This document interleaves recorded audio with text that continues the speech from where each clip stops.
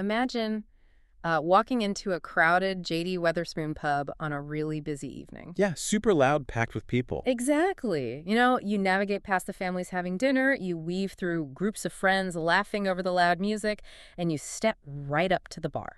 Okay, setting the scene. Right. And then you pull out a glass cannabis vaporizer, look the busy bartender right in the eye, and explain that you intend to use it right there at your table. Oh, wow. I mean, most people would assume that's an immediate disaster. Totally. You probably envision this harsh rejection, right? Like maybe a manager being called, or at the very least, a really tense argument. Yeah, that's the expectation, But instead, the bartender just smiles, nods, and says, "Thank you, no problem." which is just wild to think about. It really is. Today, we are looking at a real-world test of a highly stigmatized medical right, and the results are honestly entirely counterintuitive to what most of us would expect. It completely flips our standard assumptions about public spaces totally on their head. I mean, we're so conditioned to view certain behaviors, especially anything involving cannabis, through this very specific restrictive lens when we're in public. Right. Yeah. So seeing that lens kind of shatter in real time, it reveals a lot about how society is quietly evolving. For sure. So, welcome to this custom deep dive. We know you, the listener, are looking to get thoroughly informed without drowning in like an ocean of information overload. And you have brought us a truly fascinating primary source I today. think it's a great one. It is. We are looking at a first-hand YouTube video from a creator named Fresh Breeze. And the mission for this deep dive is to explore this highly specific, very modern dilemma. Right, the pub scenario. Yeah. Can a medical cannabis patient legally, and perhaps more importantly, comfortably, take their medication in a crowded public pub? That comfort factor is huge. It really is. And I just have to say, right off the bat, I absolutely love the boots on the ground nature of the source you provided. I mean, Yeah. this isn't some dry, dusty legal document written in a sterile vacuum somewhere. No, not at all. This is a real human being armed with a camera, physically testing the waters. Which makes this an incredibly rich source to analyze. We actually get to see the collision of this abstract legal theory and actual messy social reality. Yeah, messy is the perfect word for it. But before we follow Fresh Breeze through the doors of that pub, we really need to understand the rule book he's operating under. Have to set the groundwork. Right. Let's look at the legal and medical justifications he lays out for even attempting this. And just a quick note for you listening. Whenever our sources touch on topics that might be socially or politically charged, we never take sides. We stay totally neutral. Exactly. Our job is just to impartially report on the content provided and convey the ideas straight from the original source material. So, looking at the video, the creator points directly to the Equality Act as his sort of shield. But how does a broad piece of legislation like that actually apply to someone wanting to use a vaporizer in a privately owned pub? Well, the creator is leaning on the core function of the Equality Act, which is basically designed to protect individuals with recognized disabilities and medical conditions from discrimination in everyday life. Right. So even though a pub is a private business, it's still a business that serves the public. Right, a public accommodation. Exactly. Therefore, it's legally bound to make what they call reasonable adjustments so that a disabled person can access their services just like anyone else. Makes sense. So Fresh Breeze argues that his presence in the pub and his need to use his medication falls entirely under this protective umbrella. He actually uses this really crucial phrase in the video to sum up his stance. He says, "Where we need to, not where we want to." Yeah, that phrasing is the linchpin of his entire argument. It really is. Because saying where we need to, not where we want to, fundamentally shifts the act of consuming the cannabis. He's separating himself entirely from the concept of recreational choice. Because a recreational user vapes in a pub because they want to. Right, exactly. But Fresh Breeze is establishing that he's vaping in the pub because it's a non-negotiable medical necessity. He's grounding his presence not in personal preference, but in civil rights. And he makes a very critical technical distinction to back this up, too. He explains that vaping medical cannabis using his specific glassware, it doesn't cause combustion. This is key. Right. There is absolutely no burning plant matter at all. And because of that lack of combustion, he argues it's legally exempt from standard smoking or vaping legislation that you usually see plastered all over the walls of public buildings. Yeah, the no smoking signs. Exactly. So can you break down why that technicality about combustion is so vital to his case? Well, we have to look at the underlying mechanics of why smoking bans exist in the first place, right? Okay. Public smoking bans were enacted to prevent the very tangible harms of combustion. Because when you burn plant matter, you create secondhand smoke, which obviously carries health risks for bystanders. Right. Nobody wants to breathe that in while eating their dinner. Exactly. Hmm. And you create ash, you create a lingering smell that absorbs into the furniture, and you introduce a literal fire hazard that can cause property damage. Sure. But by using a dry herb vaporizer, the cannabis is only heated to the point where the active compounds release as a vapor. Nothing is actually catching fire. So he's arguing that because he isn't producing smoke or ash, he isn't violating the core reasons those bans were put into place to begin with. Right. He's stating that the law is designed to stop the harms of smoking, simply do not apply to a device that does not smoke. Interesting. He even goes so far as to compare his cannabis vaporizer directly to a Ventolin inhaler for asthma, or like an insulin injection for diabetes. Wow, okay. Yeah, he's strictly classifying his vaporizer as a piece of medical equipment, no different than those everyday items. Okay, let's unpack this, because it's easy to read the letter of the law, and logically, the combustion argument totally makes sense. Logically, yes. But does the general public really view a glass cannabis vaporizer in the exact same light as a blue plastic asthma inhaler? I feel like that is a massive leap to expect a random pub patron to make. What's fascinating here is how the creator is actively trying to force a paradigm shift. Yeah. You're entirely correct to question the public perception on this. It's just so ingrained. Exactly. If someone uses a Ventolin inhaler at the table right next to you, your brain immediately categorizes that as a medical event. Right. You don't even blink. You don't give it a second thought, yeah. It's socially invisible. But a glass vaporizer dispensing cannabis carries decades of heavy cultural baggage, stigma, and this overwhelming association with recreational drug culture. It just has a totally different aesthetic and a totally different history. It does. And Dayfresh Breeze is essentially demanding that society update its mental dictionary of what constitutes an acceptable medical device in a shared public space. Which is bold. Very. He's asking bystanders to override their conditioned assumptions and view his glassware with the exact same neutral indifference they'd give an asthma inhaler. Which, honestly, is a huge mental leap to ask a busy bartender or a family eating their dinner at the next table to just make on the fly. Definitely. Because having the law on your side, in theory, doesn't magically erase the human terror of putting it into practice. Knowing that the Equality Act protects you does not make walking into that pub any less daunting. Not at all. So let's look at why this legal protection is so fiercely necessary for this specific creator. In the video, Fresh Breeze is wonderfully transparent about his personal struggles. He really is. Yeah, he explains that he suffers from autism, or ASD. And the video does an excellent job of outlining how his neurodivergence directly impacts his ability to navigate the world. We need to be really clear about the symptoms he's describing here. Yeah, because he's not just talking about feeling a little bit nervous or shy about going out. No, not at all. He mentions severe panic attacks and a complete loss of appetite. The emotional toll just radiates through the screen when he speaks. You can really hear it in his voice. Yeah, he talks about having been discriminated against, quote, no end in the past, which has clearly left a deep psychological scar. It's trauma. Exactly. And the physical symptoms he describes leading up to this pub visit are intense. He admits on camera to being sweaty, being shaky, and, in his own great phrasing, bricking it. Yeah, bricking it is right. And those physical symptoms, the sweating, the shaking, the sheer panic, those are profound barriers to everyday life. Completely debilitating. For someone dealing with severe anxiety linked to ASD, a loud, unpredictable, socially complex environment like a busy J.D. Wetherspoon pub is incredibly overwhelming. It's overwhelming for anyone sometimes. Right.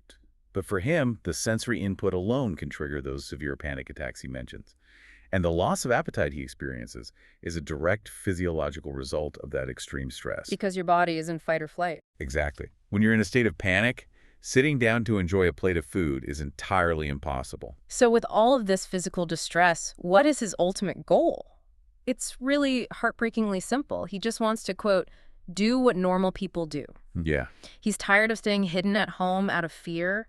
To make this relatable for you listening, imagine the universal anxiety of having to stand up and give a speech to a hostile crowd. Awful. Your heart is pounding, your palms are sweating, your stomach is in knots.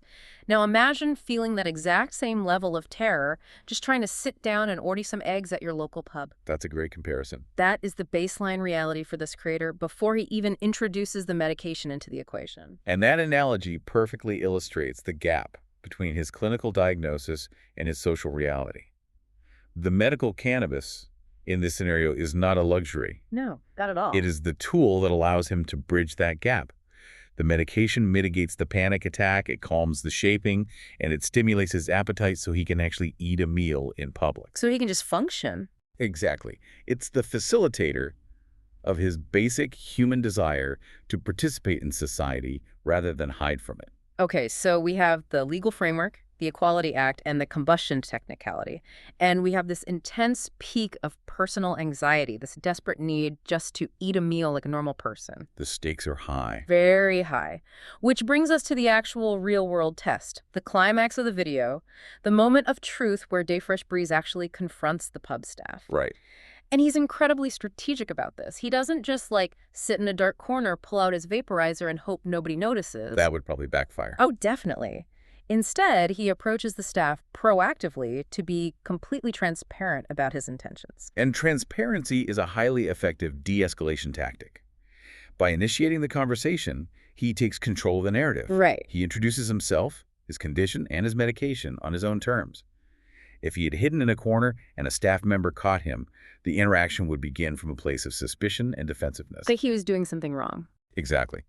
But by stepping up to the bar first, he removes the element of surprise. He also comes prepared to mitigate the practical issues of vaping indoors. He promises the staff he'll be discreet, and he introduces a specific device he brought with him to help with that. He calls it a sploo. The sploo, yeah. So how does a device like that actually work to keep the peace in a pub? So a sploo is essentially a personal carbon filter.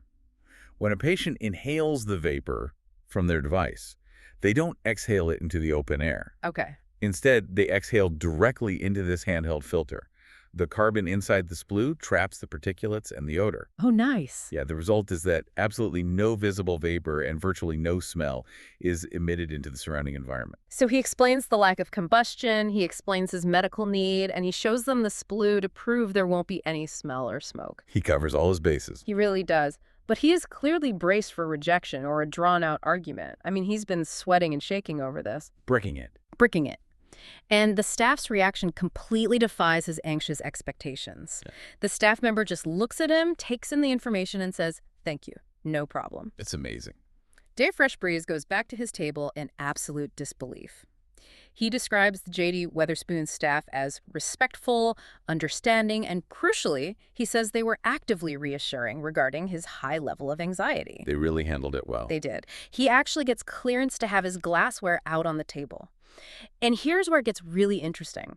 The creator spent all this time preparing for a massive legal and social battle, completely terrified, but the actual interaction was entirely anticlimactic. Totally a non-issue. Yeah, a total non-issue for the staff. This raises an important question regarding how we navigate these social barriers.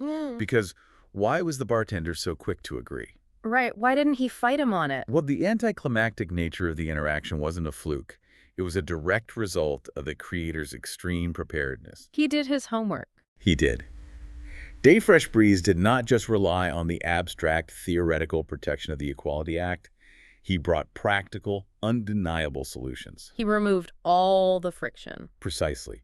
When you remove the two things society fears most about cannabis in public, the lingering smell and the visible smoke, you completely strip away the stigma. You make it invisible. Right. He neutralized the public concerns before the bartender even had to voice them. Yeah. He did the logistical heavy lifting, so the staff member only had to say yes. That's so smart. There's also this wonderfully relatable human moment a little later in the video that I really want to highlight. Oh, with the sploo. Yeah. He gets his food, he orders his eggs to help his appetite, and he gets so comfortable and relaxed in his space that he actually briefly forgets to use the sploo. He just exhales normally. Right, he just exhales into the air.